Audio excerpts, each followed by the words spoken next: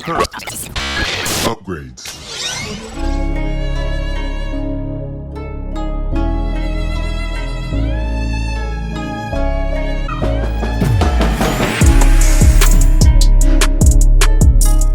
Hey, how you doing, Marcus? I'm good, man. How are you? I'm doing well. My name is Samuel Leggett with JVS Media Production, here to talk to you about Rebel Moon. You are the VFX supervisor, and I'm happy to talk to you about it. So, I've loved a lot of your previous work. I know you worked with David Ayer with Bright, and also I think you did with the Tax Collector.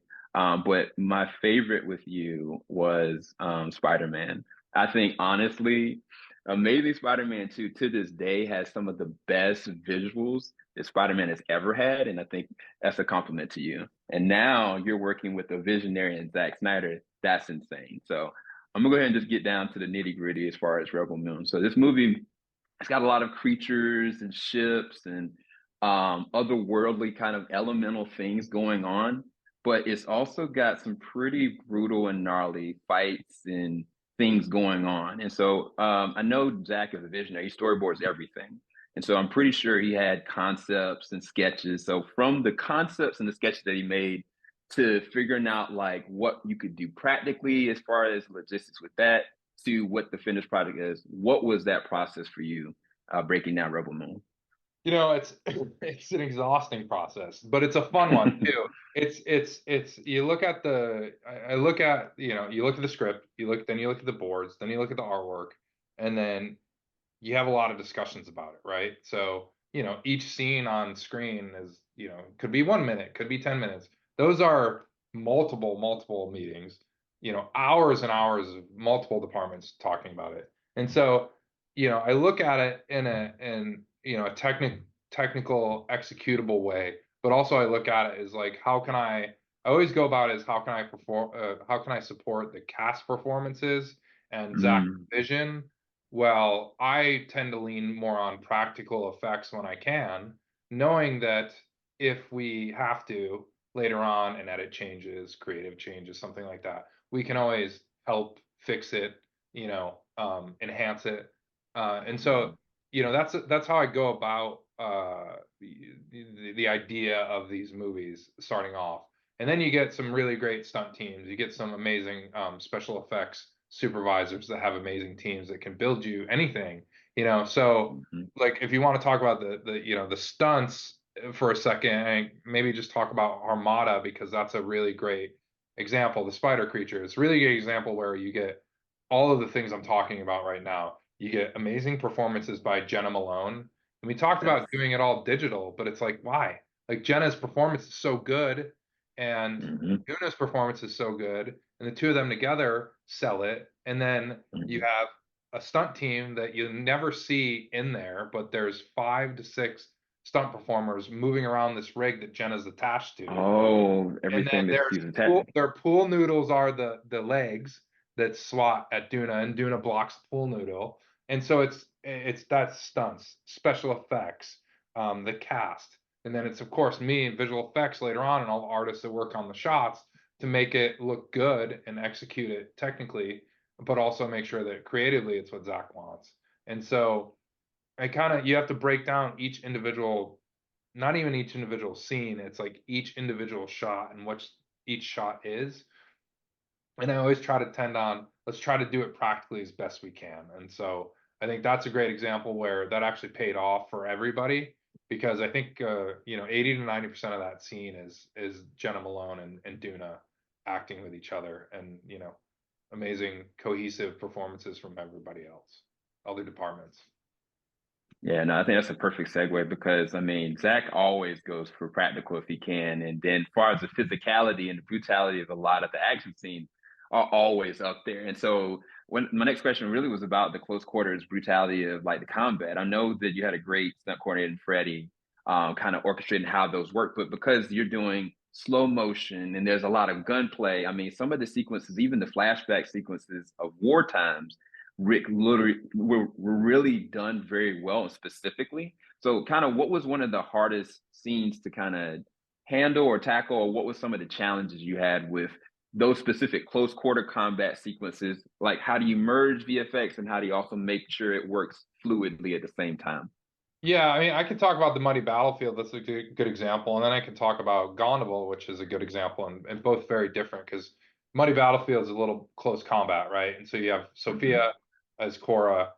We have a lot of practical effects in there, the snow, the explosions. We're enhancing it with the digital back there, and then just making sure that, there's tracers that are in the final picture that are not there, right? So I'm in there Hmm. telling Freddie, hey, I think and Sophia for that matter, but I'll go Freddie. I think she's got to, remember there's tracers going by. Oh yeah, I got you, I got you. And then I'll go in there and I'll tell Sophia, remember, like the practical explosions you see and feel are only part of this. Remember, there's a much larger scale outside of you.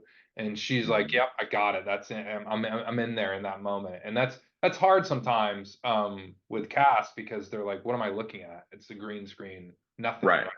And so all the cast on this film were fantastic because they listened and they wanted to know, and I tried to make it as cohesive as possible so they understood what wasn't there but will be there. Um, and so that's a great example because that's close quarter combat. When you get to Gondavel, it's another great example where the stunt choreo really works well and there's close combat, but there's also very wide shots. And with Gondavel, what was interesting, Right. action, the stunt action, and just the performances, it actually is segmented across multiple stages that we shot on. So you'd get Mm-hmm. like an action scene on the main platform, which was like on stage 7, but then we Hmm. jump to the pilots that are getting on the planes, and that's over on stage 14. So we're on stage 14 looking at the stunts there with me going, Freddie, just make sure that they remember that back there is Blood Axe, and there's a big firefight going on over there being a green screen corner of the stage. And I'm like, oh yeah, cool. And then, sometimes I have to go, remember, over there is the attack launch. So it's a lot of that tracking across those amazing stunt performances, but making sure that I'm talking to Freddie and I'm talking to Zach, Zach's talking to the cast, and just everyone understanding, what is physically there, the action they have to do, which is most important, right? Because my job is Hmm. to support that action and the cast and everything with the visuals. But when you have them appreciate that, you kind of get, there's that extra 10% where you sell it because they look right and something's actually there versus they kind of Hmm. like, don't look that way, and then it doesn't feel quite cohesive. So hopefully that answered your question. No, it absolutely did. And I mean, honestly, from a VFX standpoint, it looks really freaking amazing. But I think my last segue is really, I mean, the movie itself is so expansive. The world expands in and of itself, and you make it so exciting to see what they're going to do with the second one. But even with that, I've heard there's going to be a more extended version of this film. I've heard that there's going to be more backstory and a little bit more bridge line with certain characters. But I can only imagine with somebody that did 300 and the Watchmen, and there's going to be some brutality in there as far as possibly with this extended cut. Can you give us any tidbits on what, not even with the second movie, but with this one, like some of the scenes that you kind of had to push the limits on that we didn't see necessarily in this one? I wish I could. All I can tell you, I can't entirely, but what I can tell you is this. Look, we shot 152 days, and there's not enough time.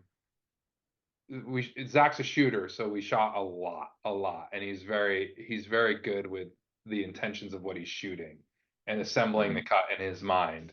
And so there are things that inevitably drop to the cutting room floor when you have Mhm. a 2 hour and 15-minute movie, and Right. so maybe those will come back in, and the other parts. And It's okay. I yeah, had to ask maybe, because maybe we'll see. I mean, either way, I'm excited for, I mean, especially the way they leave off like such a heavy VFX ending to it, but at the same time, like it's so much to desire where we're going to go next with other characters that there's no telling with the world that he's kind of expanded. I can only imagine what you guys have kind of cooked up. It looks like you and Zach and the whole team work cohesively together on this. And so I appreciate your time just talking with me about all this. No, it's fantastic. Thank you so much. And we did. It's a kind of a labor of love from all departments, and about the extended versus the PG-13. Like, we worked hard on the PG-13 because it's a movie that we know people are going to enjoy. So it's out there, and if you want a little more, meat on the bone, then I think that's what the, all the stuff that's on the cutting room floor maybe makes it back in. Hey, you And said maybe it. not. I don't know. But no, thank you so much, Marcus. Congratulations on Rebel Moon. Everybody go and check it out. It's out right now. Thanks, Marcus. Thanks so much. Appreciate it.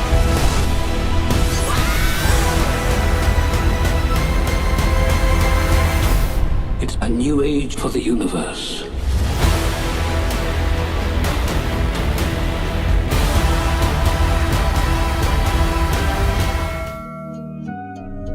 Falling out the top of the I can see the skyline, 50 mile radius on my timeline. Ain't nothing on my mind. Oh Lord.